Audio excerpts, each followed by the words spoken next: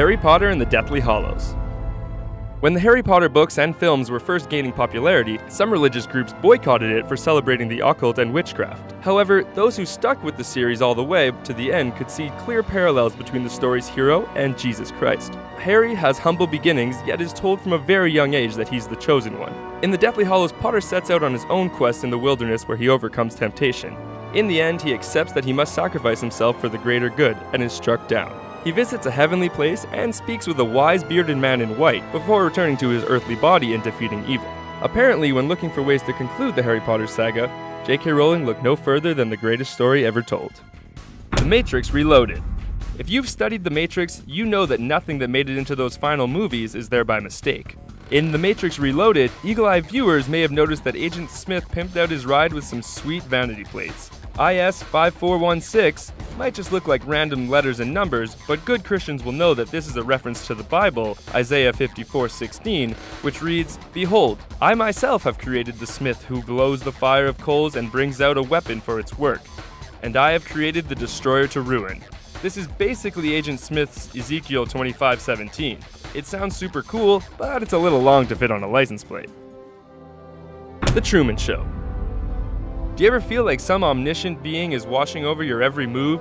Some call this feeling God, but if you've seen The Truman Show, you've probably imagined an Ed Harris-like producer overseeing and orchestrating your life's events at some point. While on the surface it's a film about voyeurism and reality TV, The Truman Show also brilliantly incorporated deeper ideas of free will and God's plan. Truman questions Ed Harris' all-seeing showrunner and defies his plan, thereby achieving personal freedom. What begins as a light comedy actually turns into a subliminally subversive narrative that could have people doubting their own beliefs. In The Truman Show, God turns out just to be another man behind a curtain. Captain America, the Winter Soldier. If you've ever heard conspiracy theorists throw around names of organizations like Illuminati and New World Order and wonder what the heck they were talking about, then look no further than Hydra in Captain America: Winter Soldier. When filmmakers decided to take inspiration from political thrillers, a secret agency with tentacles in high levels of government made for the perfect villain. Like Hydra, many believe the Illuminati to be tied to post-war Nazism and is made up of the most powerful people in the world who secretly manipulate everything. It's been said that they even employ mind control tactics.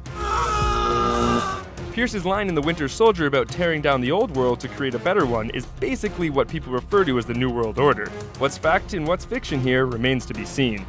So those are just a few examples of subtle messages hidden in our favorite movies. What about you? What movies made you look at things differently? Let us know in the comments below, and don't forget to subscribe to our channel for more fun videos like this one.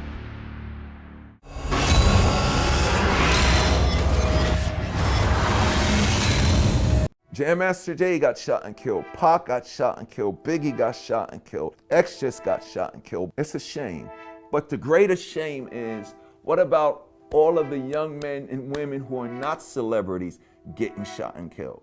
Imagine if the same way we advertise X and advertise Jay's death and Biggie's death, imagine what would happen if we started advertising every young person getting shot and killed. Then it would be outrage. My fight isn't with the dude that shot Jam Master Jay in the head. I have no personal beef with him. My fight is against the mentality that would cause him to do it.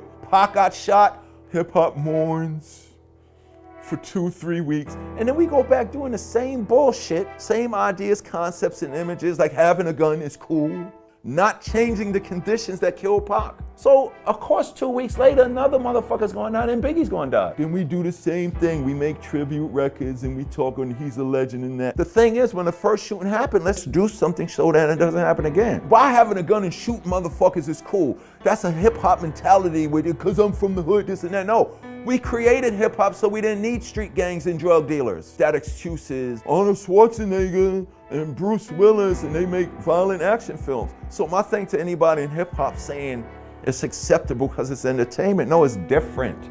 If you're gonna use that excuse, then get the fuck off the mic and go be an actor. Hip-hop has a responsibility no matter what generation from you come, now, past, present, and future. You can tell a story about gangs and drug dealing and stuff like that. But the very next record on your album is a record about not using a gun. Y'all motherfuckers can make whatever y'all want. For me, it's fucking homicide and genocide. People are killing each other. When I came out and said, with the same attitude that a rapper would talk about selling drugs, I'm DMC, and the place to be, I go to St. John's University. Since kindergarten, I acquired the knowledge. After 12th grade, I went straight to college. I didn't preach. I didn't say you're wrong for being in a gang or using a gun. But the guys that was in the gang and using guns was like, oh shit. DMC, one of the baddest motherfuckers on the planet, said, he go to St. John's University and education is cool. And I had kids come and tell me, yo, when you said that rhyme, D, just for you saying it, you made me realize that I don't need a gun. I don't need to sell drugs. I went and got my GED. Okay, now I got a GED because DMC said education is cool. But you made me realize you can be educated, safe, and not sell drugs and be in a gang and still get money. Hip hop came along because we was killing each other, shooting each other, and having gang fights. And the Zulu Nation said, y'all motherfuckers gotta stop killing each other. And people was like, so what the hell are we gonna do? Hip hop said, what can you do? All of the possibilities and all of the things to make the necessary changes is right at our fingertips, but nobody is utilizing. I don't hate on this generation's hip hop, but we gotta create hip hop all over again. People ask me, what do you think about today's hip hop? I say, it's disco. I remember as a little kid, disco was huge. One morning when I was little, I went to sleep and I woke up the next morning and all over the world and the globe, disco sucks. Everybody was saying the disco sucks. It wasn't the artists and the music that sucks. It was the fucking lifestyle. If you look at hip hop right now, purple fur coats, diamonds, champagne, Rolls Royces, Bentleys, fucking Learjets, sex, violence, everybody's living their life. So what happened when that happened in New York City in the 70s? The very thing happening with hip hop right now is what disco did, and motherfucking named Melly Mel came out and made a record, The Message. Right now, we need a 17 to 19-year-old individual to make The Message, to shut down all the nonsense that we're celebrating. Drinking lean and this and that. You can get high, you can go to the party, but what about making sure everybody's eating? That's what hip hop did. Hollywood was coming to New York to party at Studio 54 with their Bentleys and their Rolls Royces and their fur coats and their champagne and their reefer and their heroin, and they was having fucking sex everywhere with the glitter balls. Look at disco in the 70s and look at hip hop. Motherfuckers was dressing crazy and this and that. So it took some young boys and girls who weren't politicians, and this motherfucker stepped to the mic and said, it's like a jungle sometimes, it makes me wonder how I keep from going under. Don't push me. Right now, motherfuckers is close to the edge. Trump is bugging out. Hip hop has just totally gone insane. Right now, hip hop is just fun. They announced hip hop is the #1 music and it's overtaken rock. Why did they make that announcement at the time when hip hop is at its most disrespectful and ignorant?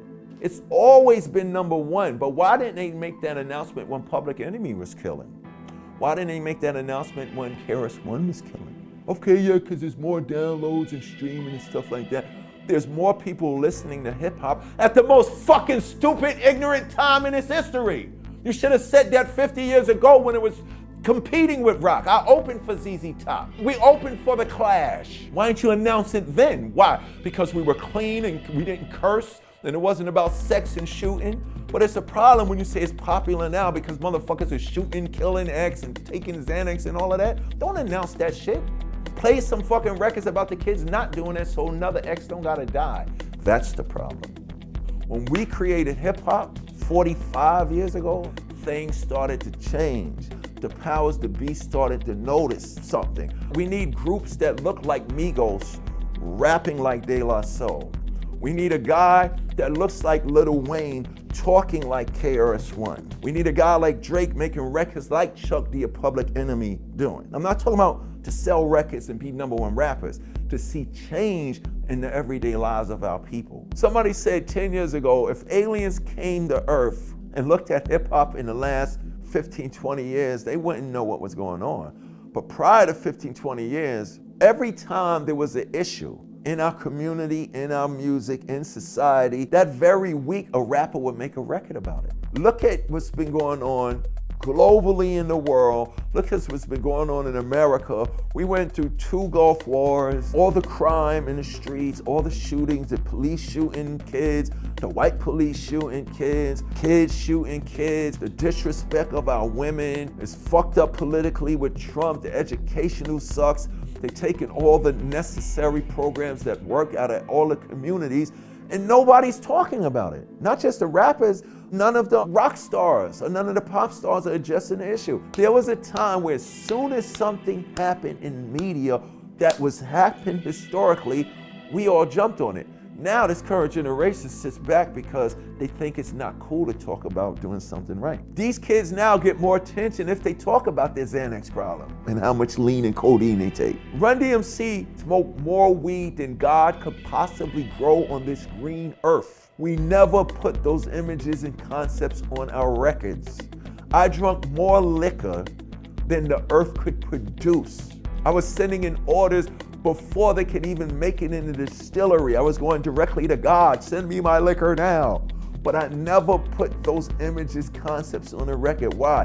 Because if Run DMC can make a record about these, and the whole world to this day want to know it, what's going to happen if I rhyme about codeine and smoking angel dust? See, that's the problem. It's not a prideful carol, it's a lack of responsibility. Listen to hip hop radio. All the fucking records is about codeine and Xanax. There's not one rapper on there rapping, I never got high a day in my life. We need dudes in hip hop that don't get high. We need dudes in hip hop that ain't in the street gang. We need to overflood hip hop with Kendrick Lamar and Chance the Rappers. We have Chance. We have Kendrick Lamar. We have a lot of underground MCs. Those underground MCs should be allowed to express those views and ideas commercially. Earlier, hip hop was so diverse in the beginning. It was Run DMC, but it was De La Soul. It was NWA. Everybody was rapping, but everybody was different. Collectively, we all made hip hop great. So now it's about the front man. Let's just get the front man. The dominant presentation was group. Why? Because we are stronger together. That's why when the Wu-Tang did come along, it was a lot of the motherfuckers. It was powerful and it was a statement. Now you can really focus on what we're trying to accomplish, what we're trying to say. We're more threatening when we show our numbers. So what happened was they started looking at this group, seeing the one guy that stands out and say, yo, come here, get rid of your group and come here and do this way for us. Somewhere along the line, the powers that be figure if they divide us up, feed one guy so he's all right, he's not going to give a fuck about bringing, look, if I could get in a group with 3 people, that means I could get in a group with 4 people. If I could get with 4, I could get with 5. So they didn't want to see us grow on a positive note. You got all these radio stations globally that say, the station that loves hip hop, we love hip hop. But you're only playing these groups for the hot individuals. You're not playing the powerful, educational, inspirational, motivational, representational songs of the hip hop culture. So they broke us down. You saw Run DMC, you didn't have to love Run. You might have, yo, I like that guy Jay, man. Or the quiet one with the glasses. We don't see ourselves in what we behold now. We see these other motherfuckers that are so dominant that we gotta step outside of who we are just to become that. So with the groups, it was a total representation of what you can be because you already those things. Now everybody's lying, cheating, and fronting to act like they take jets, to act like money's important, to act like they got a lot of girls, to act tough. So all of those things is missing right now, and that's why hip hop is stagnant. I'm not talking about the business of it. They selling records, they touring, they getting money. I'm not trying to take livelihood from anybody else. What's lacking is the responsibility that comes with this hip hop to make the change necessary that nobody's gonna do for us.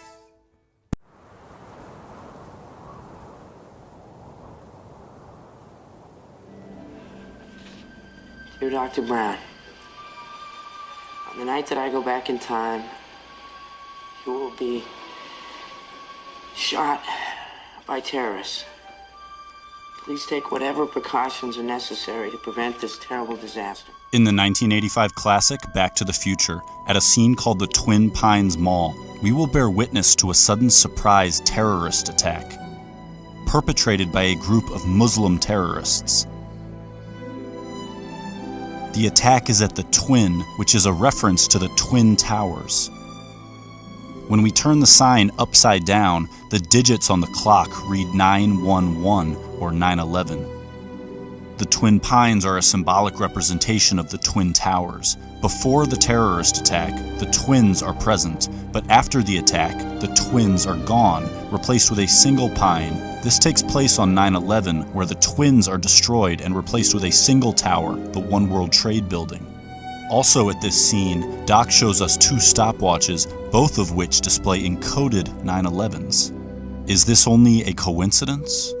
The pines are the towers, and this symbol system is confirmed in Back to the Future Part 2, where we see the twin pines appear again on a projection movie screen in Marty's future house. Marty's family gathers around the movie screen, and the twin pines actually morph into the twin towers. This is because the twin pines are the twin towers. The pines are the towers. Pines, towers. And the Twin Pines Mall is the Twin Towers Mall, which is why all the clocks here secretly say 9/11 and why there will be a Muslim terrorist attack resulting in the destruction of the Twin Pines, or the Twin Towers. But the appearance of the towers is not a random backdrop, as we can see the Statue of Liberty lurking just as secretly as the towers, making this scene a secret recreation of New York City, where Marty's family has gathered to stare at Ground Zero. Of these 3 characters staring at Ground Zero, one of them is completely upside down. But in the entire Back to the Future saga, this is the only time when an upside-down character will ever appear. The hint being given here is to observe the scene from his perspective by turning it upside down. But when doing so, the Twin Towers are clearly shown to be falling down. In the entire history of cinema, this scene of Back to the Future is the most literal depiction ever made showing the Twin Towers falling down. So how is it possible that this scene would occur in a story that already contains a terrorist attack by Muslims at the twins on 9/11, where the twins are the Twin Towers, which then execute Hollywood's best depiction of the Twin Towers' collapse? But Back to the Future doesn't just portray this attack, it develops into an elaborate warning about it. I can just go back early and warn him. I have to tell you about the future! Doc, about the future. You will be shot by terrorists. But Marty is carrying more essential information about the future. He knows the exact time and date that a tower will be struck. Save the clock tower! Save the clock tower! Don't forget to take a flyer. Save the clock tower! In a story we already suspect of being a 9/11 warning, how is it possible that this phrase appears on a flyer telling the future?